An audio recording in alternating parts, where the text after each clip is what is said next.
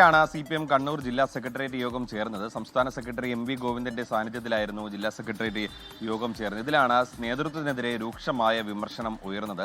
ഇതിൽ ഏറ്റവും പ്രധാനമായി പറയുന്നത് ചിലർക്ക് മാത്രമായിട്ട് പാർട്ടിയുടെയും സർക്കാരിന്റെയും ഭാഗമായിട്ട് നിന്നുകൊണ്ടുള്ള സ്ഥാനമാനങ്ങൾ ലഭിച്ചു. അതിൽ അവർ അഭിരമിക്കുകയും ചെയ്തു. പക്ഷേ ആ സമയത്ത് ഒന്നും കിട്ടാത്തവർ ഇതെല്ലാം കണ്ട് അസ്വസ്ഥരാവുകയും ചെയ്തു.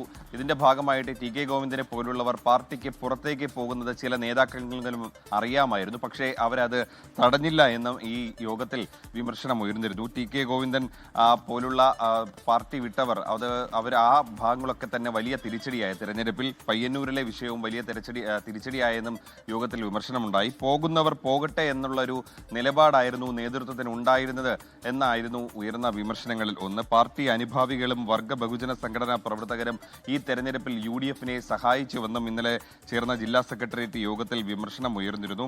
ഈ മാറില്ല മാത്രമല്ല ഈ പിണറായി വിജയന്റെയും MV ഗോവിന്ദന്റെയും ഒക്കെ ശൈലിക്കെതിരെയും രൂക്ഷമായ ഭാഷയിലായിരുന്നു വിമർശനം ഉണ്ടായിരുന്നത്. പതിവില്ലാത്ത രീതിയിൽ ജില്ലാ സെക്രട്ടേറിയറ്റിൽ ഇത്രയധികം വിമർശനം നേതൃത്വത്തിനെതിരെ ഉണ്ടാകുന്നത് തന്നെ ആദ്യമാണ്. അത്രയധികം കാര്യങ്ങളാണ് പ്രവർത്തകർ, ജില്ലാ സെക്രട്ടേറിയറ്റ് അംഗങ്ങൾ നേതൃത്വത്തിനെതിരെ പറഞ്ഞത്. പ്രത്യേകിച്ചും ഈ തളിപ്പറമ്പിലെയും പയ്യന്നൂരിലെയും വിഷയങ്ങൾ അത് സംസ്ഥാനത്തിന് ഒട്ടാകെ തന്നെ വലിയ രീതിയിൽ ചർച്ചയായെന്നും അവിടുത്തെ സ്ഥാനാർത്ഥി നിർണയം തന്നെ ആ രീതി തന്നെ ശരിയായില്ലെന്നുമൊക്കെയുള്ള വിമർശനങ്ങൾ ഇന്നലെ ചേർന്ന യോഗത്തിൽ ഉയർന്നിരുന്നു. എന്തായാലും ഇന്നും നാളെയും ജില്ലാ കമ്മിറ്റി യോഗം കൂടി ചേരുന്നുണ്ട് കണ്ണൂരിൽ.